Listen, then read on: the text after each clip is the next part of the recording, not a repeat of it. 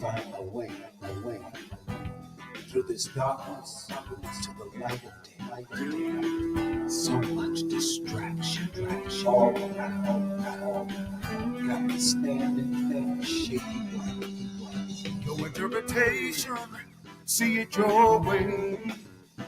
Do what you feel, hear what you say.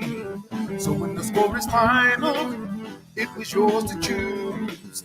And so it doesn't matter, you win, draw, you lose. Or if you're big enough, you're bad enough, you're strong enough, you're fast enough, you know enough, you know too much, you're really tough. When things get rough, help me find my way through this darkness to the light of day. So much distraction all around. It's got me standing on shaky ground. Yeah.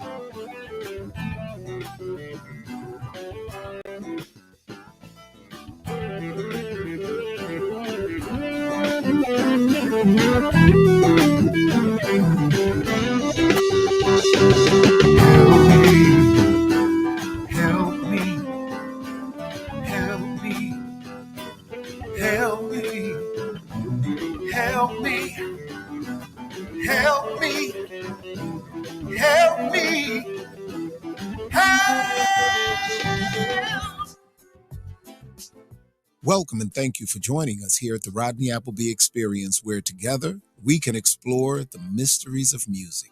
Without your presence, this will be impossible. I appreciate you tuning in to be part of our program. Welcome to the Rodney Appleby Experience, broadcasting live every Tuesday night, 7 to 8 p.m. with the one, the only Rodney Appleby. And now, Mr. Rodney Appleby. Yeah, I'm ready.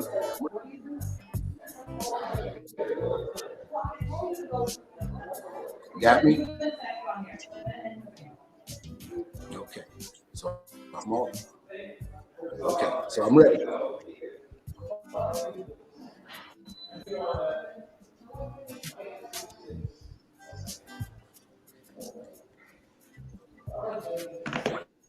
All right, so welcome everybody to the Rodney Appleby Experience here at 106 Live Radio, where excitement meets diversity 24/7.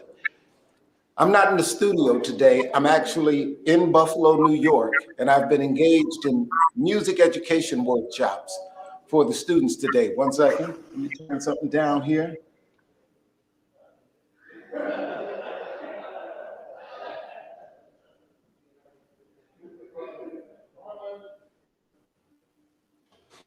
Okay, and so what we have is some workshops that I've been doing some master classes with both teachers and students. So this week's segment is about music study, music education, and real music programs. I'm here at the Love Supreme Music School, and I'm working with several teachers, helping students to become performers. A little bit later, I'm going to be interviewing a couple of the teachers who's going to come in and speak with you about what we've been doing and what we've been getting done with the students. Hopefully, I can get a few students to come in and not be so shy and spend a little time talking with us. So hopefully you guys will have some phone calls and you'll be able to call in and ask what we're getting done with the students. And I hope it's just an interesting show for you, because I've had a lot of fun. Me and the kids have been working through some, I'm going to call it not the highest level stuff, but we've worked through some things that have really brought the kids up to some levels in a very short period of time. And we've done it quite simply. So when we come back and I bring some teachers with you and hopefully have some students talk with you, we'll be able to share with you some of the work we've been doing. And as in some of the other podcasts, I've been sharing with them the magic of the numbers and how the numbers help to decipher the codes and how the codes and everything become a simplification of what otherwise might be complex musical ideas. We've had some very young students for the very first time play through an entire diatonic structure and were able to actually know and see where they were within the structure. And so that was very exciting for me because it once again shows me how the numbers and the approach that I use really does simplify things and make it a lot more attainable for the students without a lot of trouble. So hopefully when we come back, you guys will be tuned in and we can share some of what we've been getting done with you. So you guys don't go away and feel free to call in 404-464-8785. I look forward to hearing from you. All right.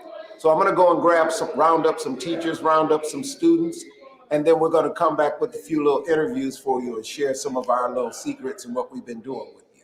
So you guys feel free to stay. Come on back. All right. So let me go grab me some teachers here.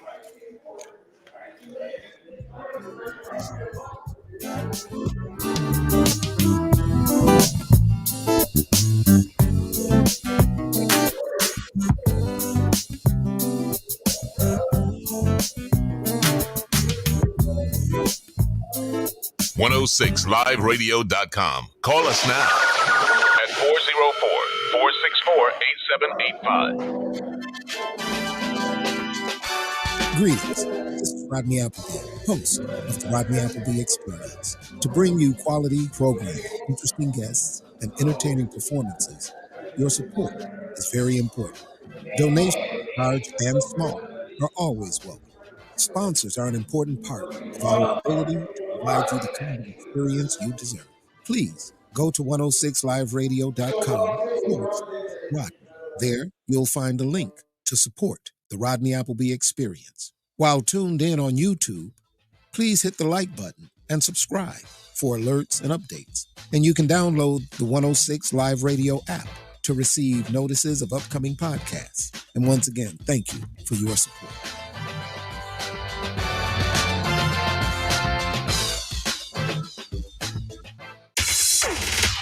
Download the 106 Live Radio app from your Google Play Store. Or find us on the TuneIn app.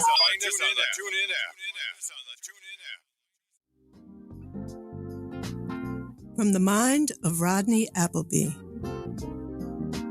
Through demonstrations and concepts, you're invited inside my mind to experience rhythms and grooves that I believe will soothe your soul.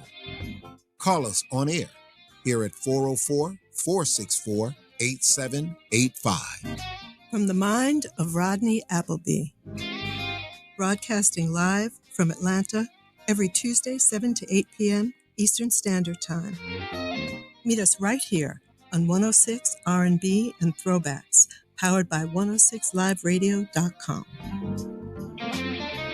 And now, here is your host, Mr. Rodney Appleby.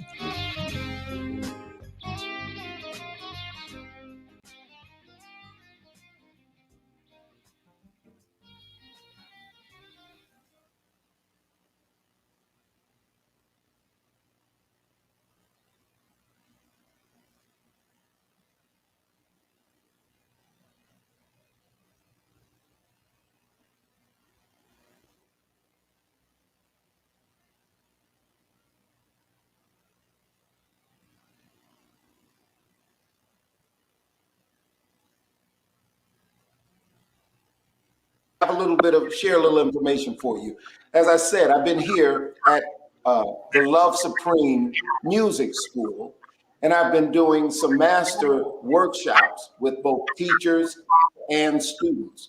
We're engaged in some curriculum development, We're also engaged in simplification, some teaching ideas to allow the student to have a lot more success with a lot less stress. Because you know me, I'm always interested in making it more fun than stressful.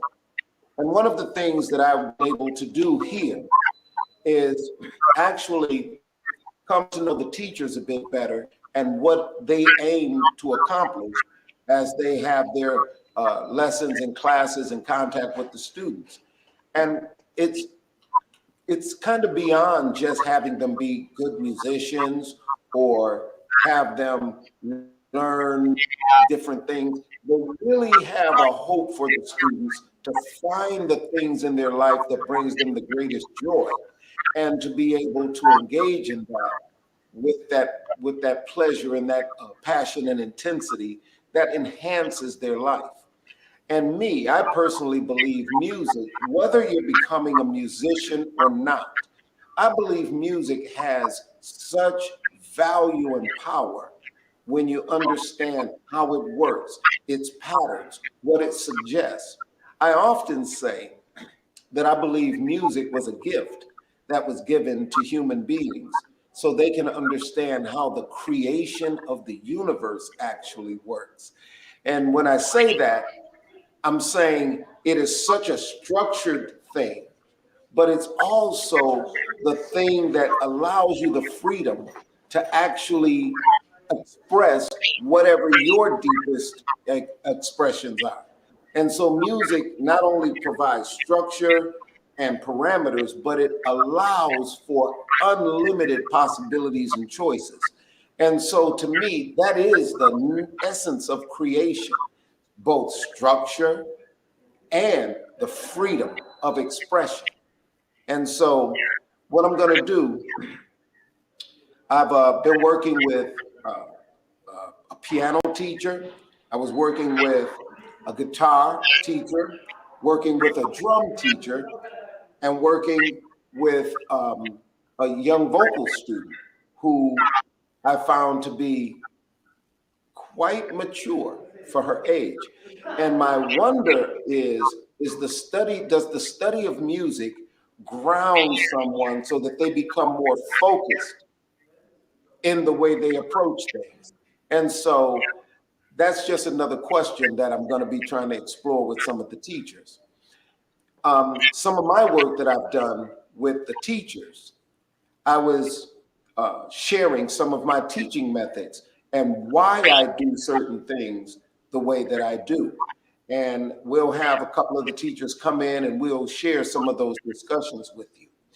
And some of the work that I've been doing with the students today, I actually had the students accomplishing and playing through things that they've never actually that they've never done before.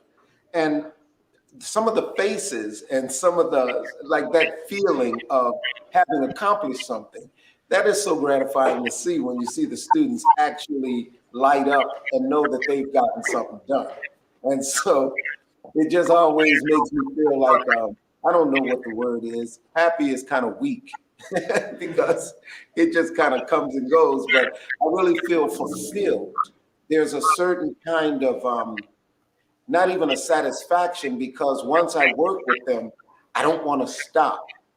I, in fact, want to ensure that they make it to the next level. So satisfaction is not quite what I feel.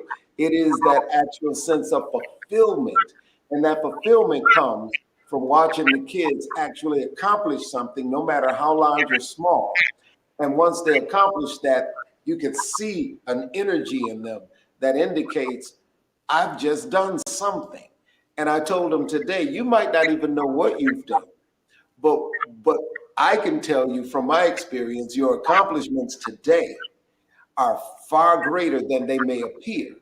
And what you were able to do represents a level of understanding and a level of knowledge that some people only relate to, let's say, high school or early college level or something like that. And they're able to actually pick it up rather quickly.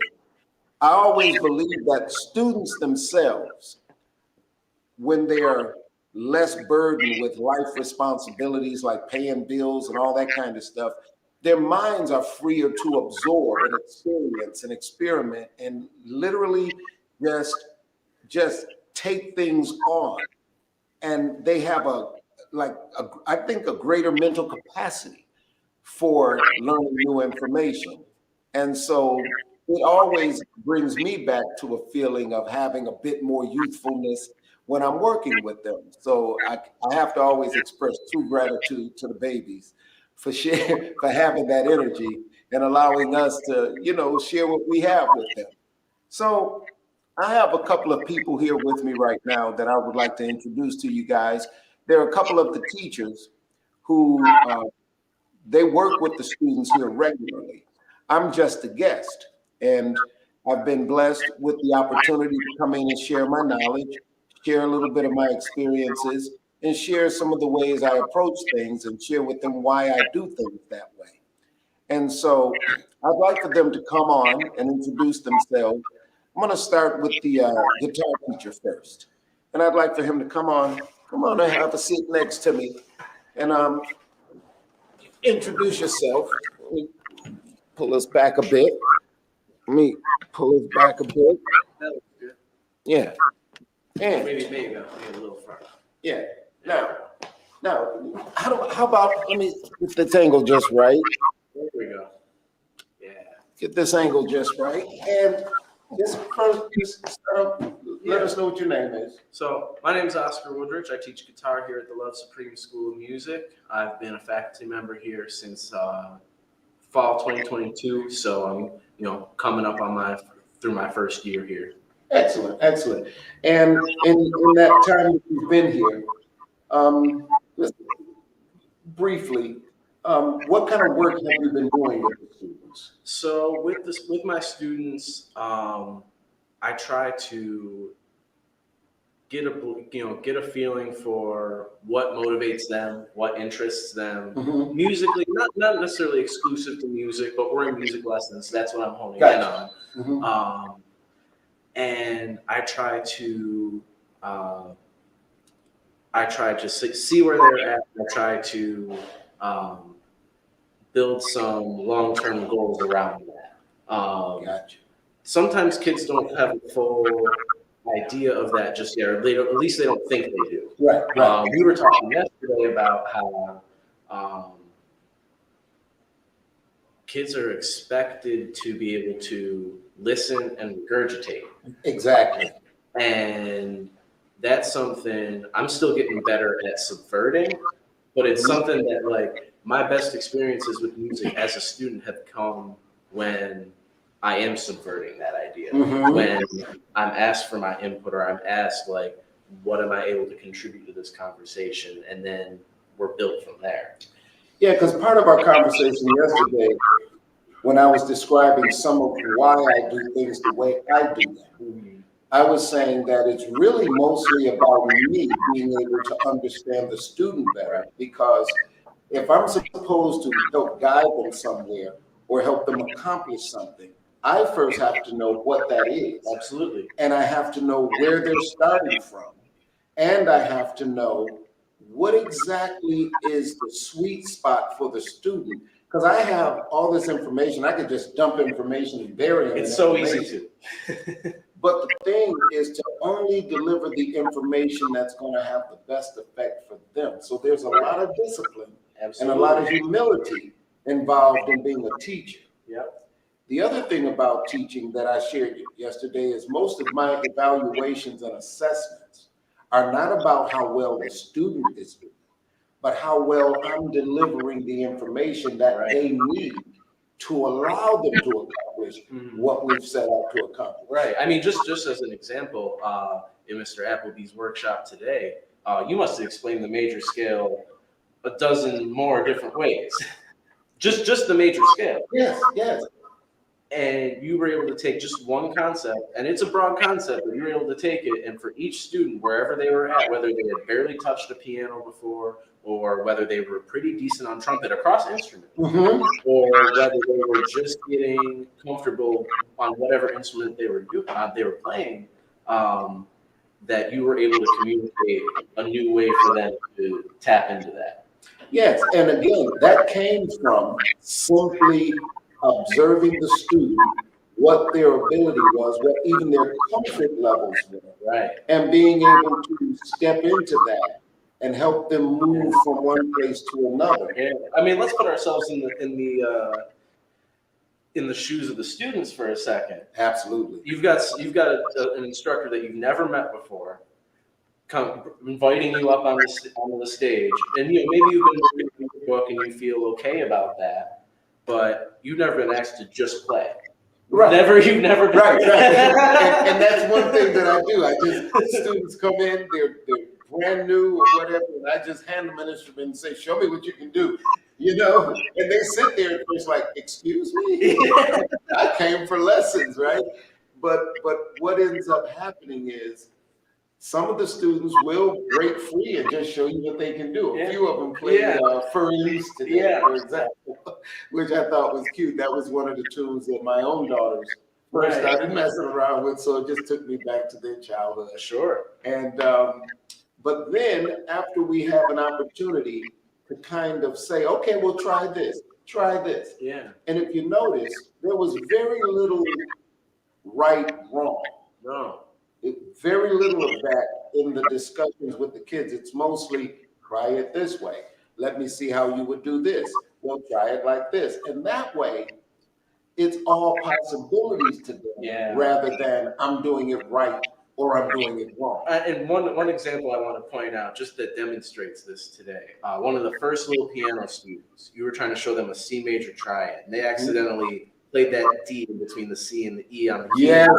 Yes. And instead of being like, no, play it this way, you were like, oh, that's cool. What if we moved that the same way we moved it? And what ended up happening was, rather than playing a simple triad, they were actually playing a major 9 chord. And now that all of a sudden they're playing something more advanced than they would have than you were even showing them to begin with. But their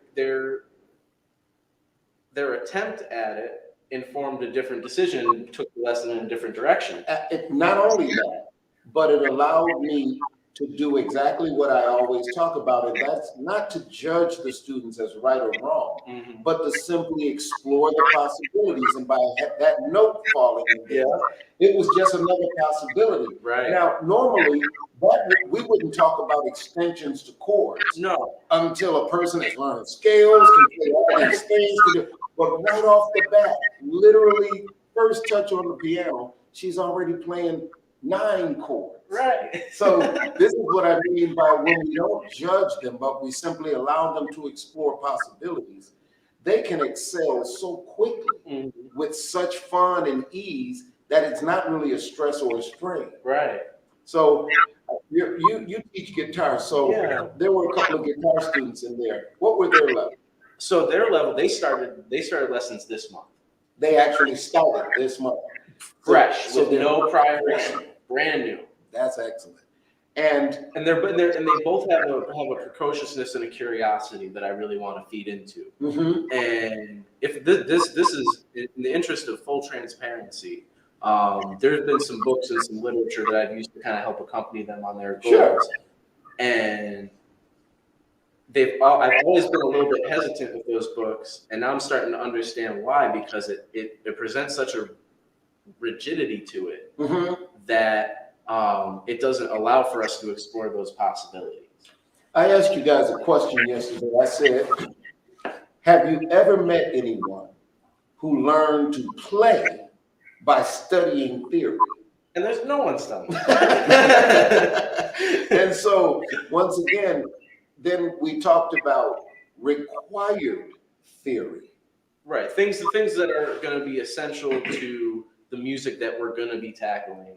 Exactly. And because theory is such a wide field, there's still a lot to talk about. There's no way we're going to cover everything. Right. I mean, there's just no way we're going to literally cover everything. So what I found necessary was to bring it down to what's essential, universal, and crucial to good communication with other players and for a simpler approach to how to execute things on an instrument. Right. And that reduction can actually breed creativity because you actually understand you understand mechanically what your instrument can do, and that translates into your ear being able to, you know, have just a lot more clarity than if you're trying to throw the kitchen sink theory-wise as well. And it distracts from the playing. And the thing is, the other theory doesn't go away. No. Just because you're not talking about it. It sits there as potential, Sure. depending on which direction the student is going in and how quickly they excel or advance through the learning process. And because that theory is going to be right there, all you have to do is just let the student walk right into it. And there it sits, just like the 9 chord instead of a triad. You know, it's sitting right there, just waiting to be realized. You know, so I'm pretty sure she's going to be playing her chords with that extra sound now, because it got, not only did it happen and it didn't get treated as wrong, but we actually talked about how pretty it sounds. Yeah, and that opens a Pandora's box. Oh, because if I put a note in between these 2 notes, what if I try it in between here? And then what if I take that away? Okay, that's what it sounds like here. Now what if I move these notes? And then they're creating. Mm-hmm. And they might not even realize that they're creating at that very early stage, but just asking that what if is, in my mind, in and of itself creation. If you say, what if I did this, and you try it, with, you know, you try to avoid a right or wrong judgment. Just, oh, that's pretty. That one isn't so much. Maybe I don't like that one as much. Right. Now it becomes a matter of choice, and not a matter of right and wrong. You know, and therein lies. I had a podcast a few weeks ago about musical choices, and musical choices are not based on what's right or wrong. It's based on what it is the one who's doing the choosing, what it is they want to express, how they want it to sound, how they want it to feel, you know? And so musical choices versus musical correctness. You know? So what is the overall plan for the Love Supreme School? Well, in what way? I guess there's a bunch of places we could go with this. Well, let's start with setting up the music program as a resource to the youth. How is this resource being used to help the kids? Like, what assistance is it being used to provide for them besides just musical instruction? Right. Well, I think inherent to the practice of studying music or playing music comes, as we've talked about before, building some certain life skills that apply in pretty much any field of profession or just any walk of life. It can apply in social situations. A couple of those that you and I discussed yesterday were work ethic, the delay of gratification, the ability to communicate with others, the ability to adapt to situations you aren't necessarily prepared for. Pattern recognition, you know, humility and discipline. Absolutely. Because approaching an instrument, and when you're trying to do something and you realize the instrument is just the instrument, it's not going to adjust for you at all. It's totally on you. That becomes a very humbling experience. Absolutely. But it also becomes an opportunity to develop determination and discipline. And so those are very crucial life skills. Absolutely. So, your own personal hopes for the school and what it can do. What do you hope things can evolve into? Well, one thing that comes to mind that's that's related to the more practical classroom things is just that there can be a barrier of entry financially as far as music lessons go. There'll be schools set up, and lessons will be there's a certain rate for every week of lessons and things like that, and that can be a financial burden. And so one of the things that we're doing is we're trying to reduce those as much as we can. And so the lessons in and of themselves, the students who get accepted into the Love Supreme School of Music are on scholarship, meaning that Very nice. their lessons are fully funded. Very nice. And just as a point of order, because I'm doing a remote away from the studio this week, they may cut to a commercial break while we're in the middle of a conversation. So just they'll come right back, and we'll be engaged in our communication, and we'll try to share with you what you may have missed. So to my board operator and to the folks in the studio, anytime you have to cut to a station break or something, just feel free.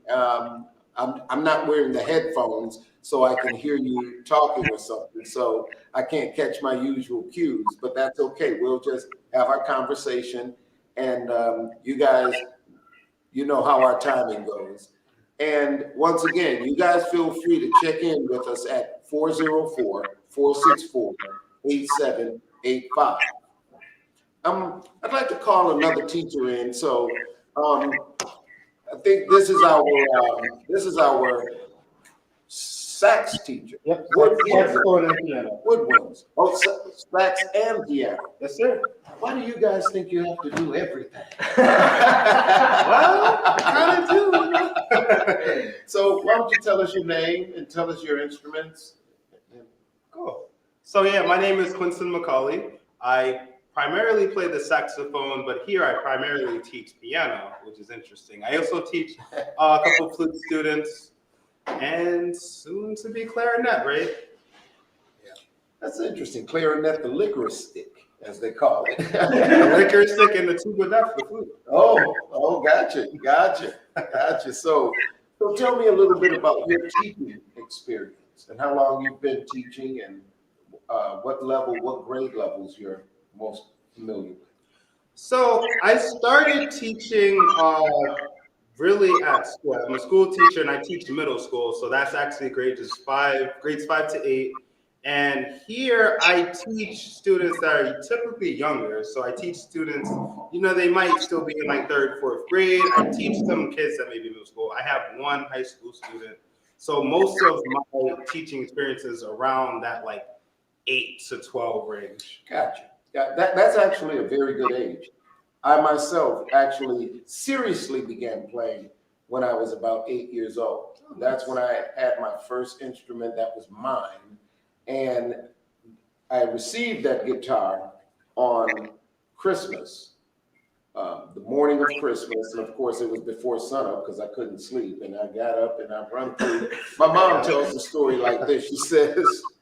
She says she heard me walk to the tree, she heard steps, and then all of a sudden she heard me jet back, telling my brothers and sisters, "Hey, come look," because we actually had guitars under the tree. Oh wow, that's awesome. Well, by that evening, I could actually play this old blues pattern that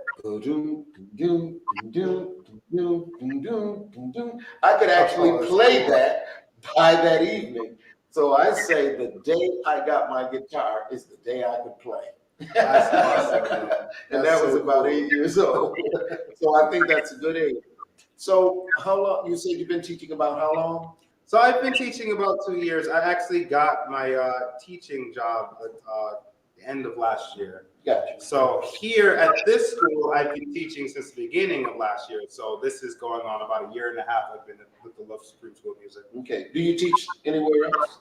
Yeah, I actually teach at School of Rock. I teach piano there as well. I also do some lessons at Lockwood Music Center.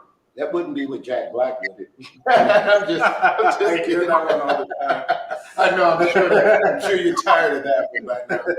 So over at the School of Rock, you guys are basically kind of the same thing. It's well, not quite the same, yeah, but basically using music as a way to encourage students into finding their passions and their joys. Yeah. So the whole School of Rock I feel is like they like to teach music through song. So like everything is song based. Like that's what they kind of strive for. Everything is kind of group oriented. They kind of make things activity based, group based, and then everything is taught with song. Where it's ultimately they like their students to be performers first. Oh, okay. Okay. That's, well, I kind of feel that way too, which is why during our workshops today, there was very little talking to the students about music. It was putting them on instruments and letting them actually execute some things. And then we talk about the things they're executing and build on that.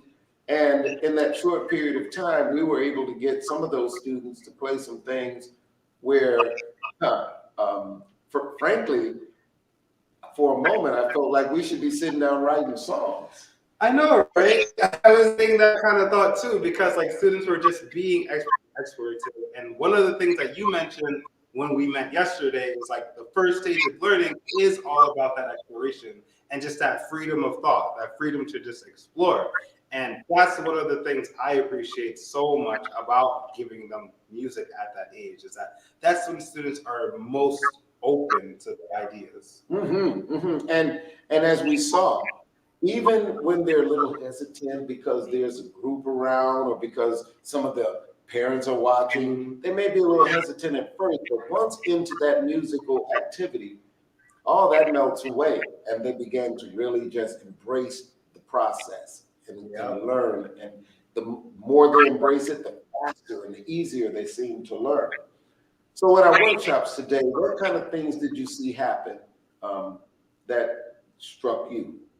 One thing that struck me the most was just how comfortable you made them feel. Because personally, I think what you asked them to do wasn't necessarily like simple in a way. You made it feel very simple, but it wasn't. Like you're having them play 7 modes, and like as a 10-year-old kid, like I know I wasn't doing that at the time. So like that was one of the most fascinating things. And when you gave them the application, adding it to the song, adding it to music and progressions, the smiles on their faces as they realized they were creating music. Yes.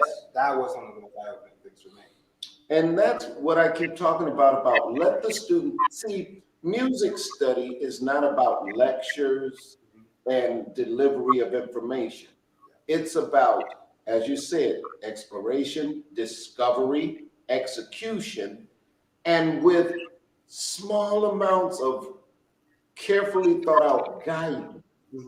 As I told the kids before I started, people use the word teacher, but I think of myself more like a guide, someone who's kind of further down that path, who can help tell you, oh, turn left here, turn left there. So I can just kind of guide you through the path, but as you're on the path, you're still going to find you're going to find your own unique treasures along that path. And all I can do is tell you, here's where it turns left, here's where it turns right, and watch out there, there's gold over there, watch out over there, there's this. And the kids actually become, as you said, more comfortable and more willing to go through that exploration and more willing to take that journey, and primarily because they see no danger in it. One of the things I was sharing with you guys when we were talking yesterday was, I don't believe that there's any really adequate way to teach someone or to nourish someone if you don't really care about their well-being. And as you can see, I work with the students. I truly appreciate them, like really appreciate them. Not only that they're trying to learn something, but being allowed to be a part of someone's learning experience and being allowed to be a catalyst for their growth. I don't know how many teachers understand how that's a blessing to them, the teacher. Yeah, we see the growth in the students, but it's the teacher that's truly being blessed, because once you impart that kind of care to someone, I still have students who are now grown adults with their own kids who still call me Uncle Rodney, who still has good feelings about going through music study with me and how that helped them, how that enhanced them, how that help them to be partly who they are today. And knowing that you've, helped someone that way, I don't know how that can't be one of the most gratifying things. Oh yeah, it's absolutely gratifying. It's heartwarming. It's special. Like each interaction you have with the student, especially in individualized instruction, is special because like you're not just imparting the knowledge of music and the knowledge of theory or anything. You're imparting your own personal experience, your own personal roots into that person, into that child, and they take that with them forever. And they leave little pieces of themselves with you. Because I can't think of a student that I've ever taught that I don't have some kind of thought of joy around having helped them. Even some of the crazy stories, like I was talking about my daughter refusing to use figure 4. I didn't fight with her about figure 4. I just encouraged her to do what I was asking her to do without it. And when she realized it was going to be much easier using it, she's the one who brought herself to that point. She's the one who developed her technique. I never had to force anything. So just by allowing them to be free to do what they want to do, it makes it easier for us to show them why certain things would be done a certain way. They have to feel cared for. Yep. They have to. So in terms of the school, what are the plans for the school coming over the next 2-3 years? Can I share a quick funny story with you before I answer that question? Please do. So I was in school today. I do an after-school band at my school, and it's funny. I'm teaching the song "So What," Miles Davis, and I have a bass student, little middle school girl bass student, and she's trying to learn this part. I've been helping her. She reads tabs. She's not super into reading notation, but I keep pushing her to read notation. But just like nudges. But she's trying to play the part, and she's saying 1 3 1 3 1. I'm like, and all I can think about is the rubber band figure 4. I show her at rubber band, like, listen, 1 3 4. Like, look how more natural this is. I'm not gonna tell you because in my whole time I'm thinking of the same story with Zuri. I'm like, I'm not gonna tell you to use figure 4, but just watch how we feel how natural that is. And she's like, oh, that's right. Because once you tell them, this is how it's supposed to be. I was telling you guys about the story about Jeff Healy, the guitar player who was blind, and how he played the guitar by laying it across his lap. Well, do you know any guitar teachers who would say, yeah, that's the way you do it, No.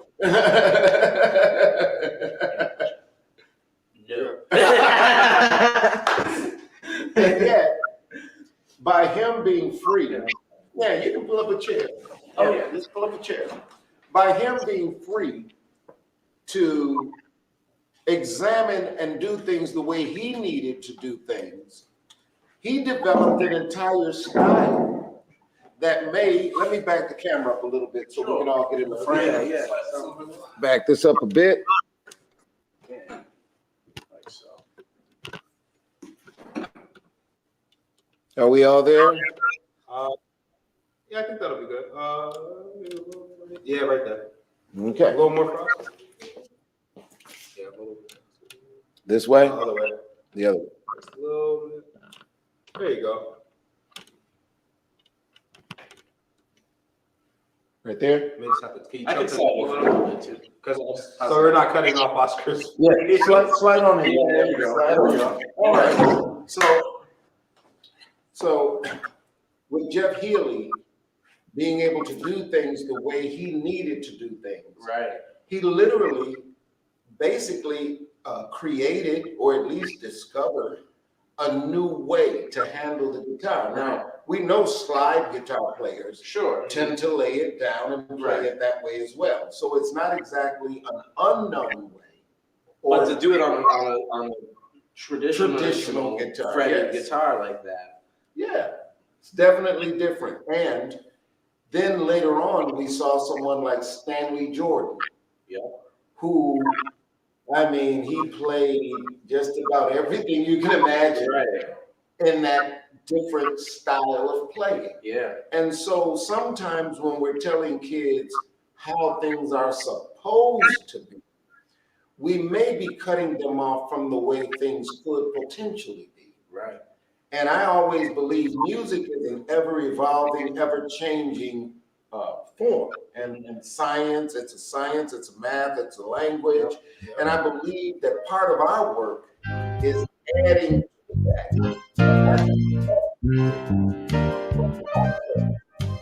Putting letting the students put their input. So I hear the music going to a break. We're going to take a short break, and we'll be right back with more food.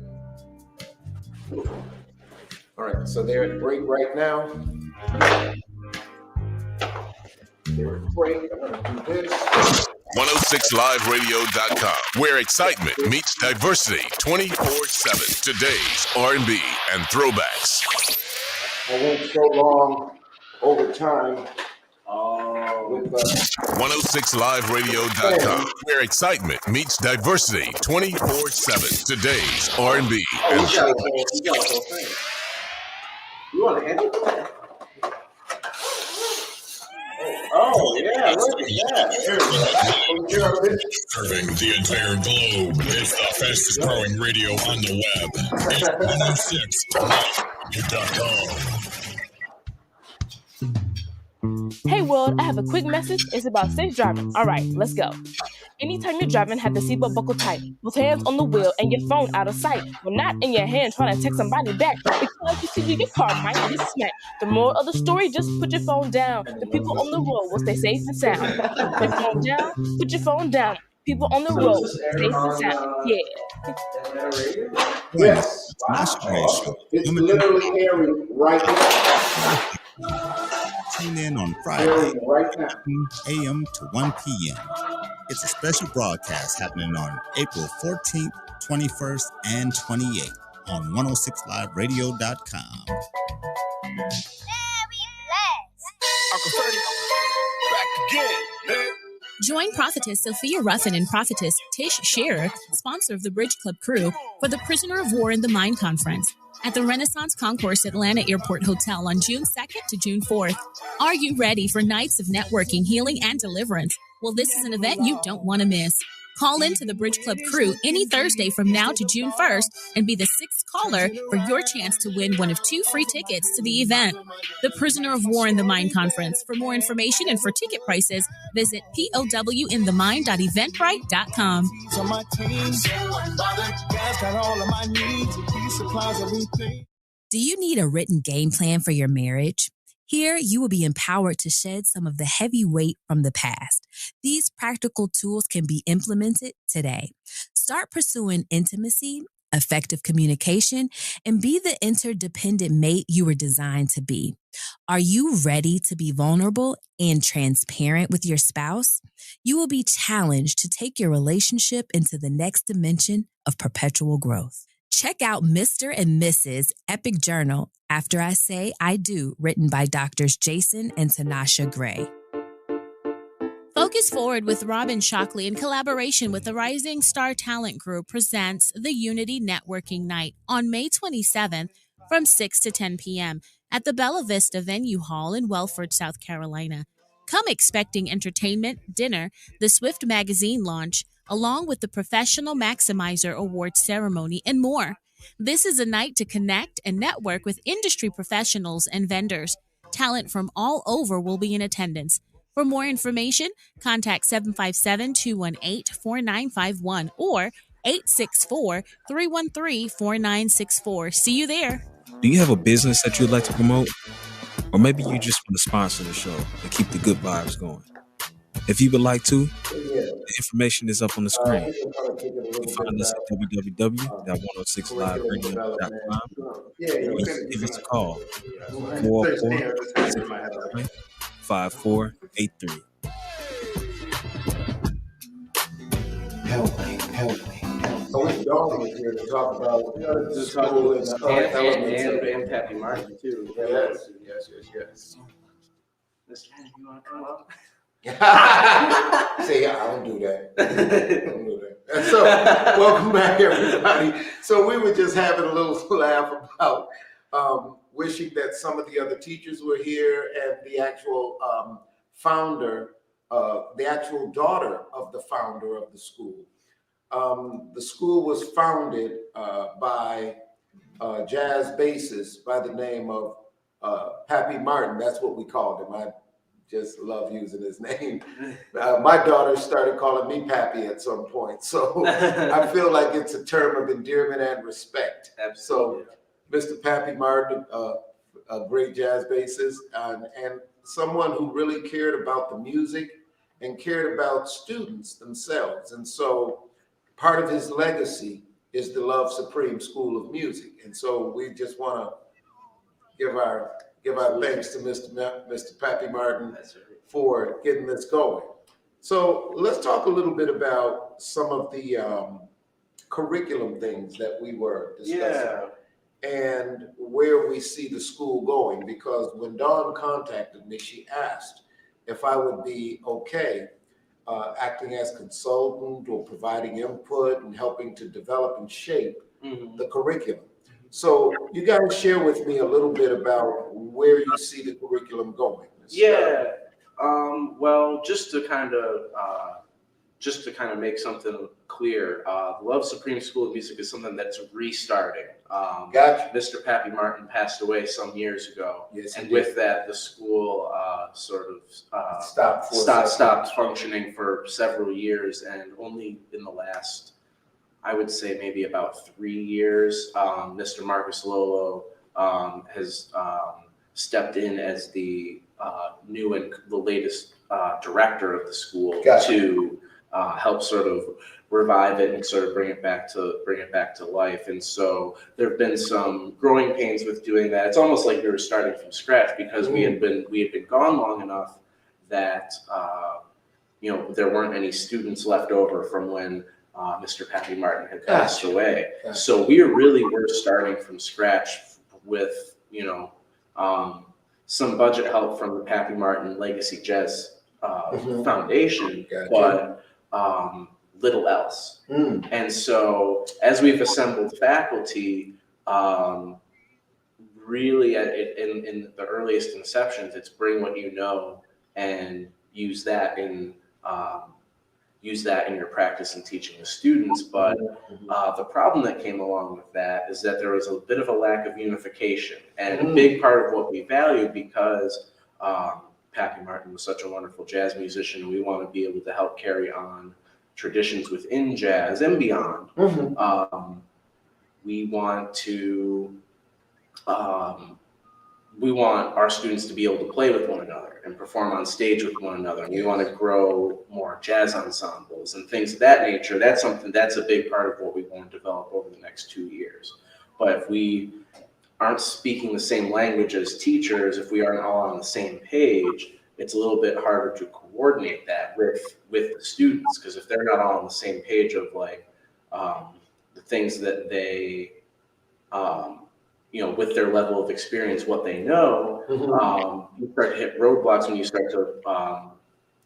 start to bring them into performance situations. Gotcha. Yes. If it's too rigid one way or too loose another, there are blind spots in their development. So we're looking to really clarify that and clean that up, and that's where you come in, and that's where getting your consultancy on things will really help kind of glue everything together, so that regardless of instrument, our students are coming away with a strong foundation of not just music, but creativity and all the sort of intangibles that we were talking about that come from studying music. Yeah. Would you like to add something to that? Oh, yeah, absolutely. Everything else you said is true. That's one thing that we've been talking about for quite some time now, quite a few months, is just us for each specific, woodwind specific, and then brass specific, keyboard specific, but then even universal, a curriculum that we're all kind of following, of course, supplementing as needed, but that we all have something okay, if students are here in the program, they've been taught this, or they've been introduced to this. They are working on this. So that, we have several student showcases a year, and, we have concert series. We let our students be involved in maybe an opening act, or being involved in, like, let's say a festival or something like that. And we want students to not only feel comfortable with each other, but already have that experience of playing with each other. And that's where that curriculum becomes very crucial, because if students all have the same knowledge, or in the same, at least general area, they've explored the same things. That means when they get to each other, not only can they do it, but they can also help one another. Hey, I've been here. Hey, I can do this. Hey, you want to work on this? Do you want to work this? And then that builds another level of collaboration between the students themselves. And it gives them extra facility when they're working on music. Yeah, absolutely. Now, just in what we've been discussing, and some of the techniques and methods used in the workshops and classes today, how has some of that stuff helped to inform and possibly move things in the direction that you're talking about? Well, some of it comes down to mindset with the student, and finding a healthier balance between tapping into their own creativity and their own ideas, with also applying certain fundamentals. And I think that's something, at least for me, that I was struggling to find that balance of. I wanted students to be able to play a song that they know or like, even if it wasn't even if it wasn't necessarily jazz. Even though we're we don't want to stifle their desire to play what they want to play, because we were just talking about music is something that's ever evolving. We don't want to tamper that by saying this is the way it has to be. Right. But then we also want to be able to provide them with the tools that they need to be able to execute those things that have been proven to apply regardless of genre, of instrument. And so I think in our discussions, I now see a clearer path towards being able to do that. Gotcha. And seeing and using where the student's at to inform what I can show them, how I can help them grow. Well, that's why what I do, and you use the word reducing or simplifying. The reason I do that is because anything that's overcomplicated or over layered, it's very difficult to see the simple elements of it. So what I've done over so many years of teaching and watching students grow, watching students learn, watching some students run away from it, what I've learned is good, bad, right, and wrong does not assist learning. Absolutely. Also, telling kids how things have to be, as you mentioned, does not assist learning. Right. But letting students move along a path with the kind of guidance that will make them more efficient and more accomplished in the things they're attempting, not only does it give them the confidence that they can do things, but it opens them up to instruction, possible corrections, other information delivery, so that now it becomes much easier to suggest those fundamentals. As you witnessed today, not once did I tell kids they had to learn their scales. Not once did I tell them anything they had to do. I said, hey, let's try this. Hey, let's try this. Oh, now do it this way. Now let's do it together. Well, you do this while that person is doing that. These are the little, how could I even put them? These are the ways, it's not even a trick. It's the way I let them walk into team building, working with others, developing their own focus while there's multiple things going on. These are the ways I allow them to develop it without making it a must or a mandatory, even though it is. Right. But not to shape it that way, but to make it something they choose to exercise because they see that it works. And they see the potential in it. Yes, yes. And from there, of course, they're going to be more open to whatever you bring to the table after that, because it's to the backdrop of their own accomplishments. Right. You see, so I want to ask a question about in the ensembles and the kids playing together. You said you have several events a year where the kids get to play together.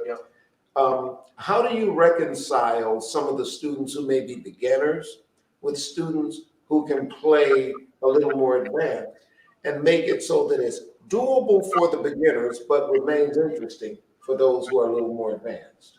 Now that's a very interesting question. Now in practice, that question is probably better answered by Marcus Lolo, who's the director of the school, because he's had a couple more years of honing this. And maybe I'll defer to Quentin here because he works in a school currently and deals with this on a daily basis.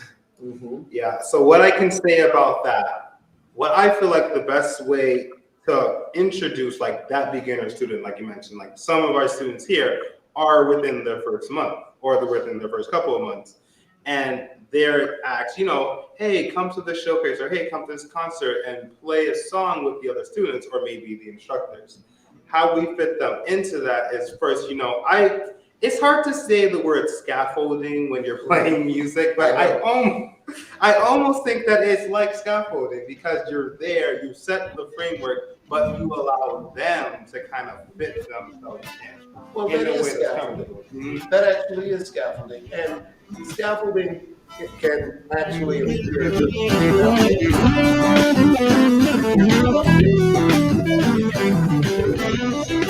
no matter scaffolding.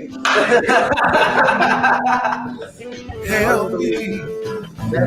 Help me. Help me. Help me. Help me.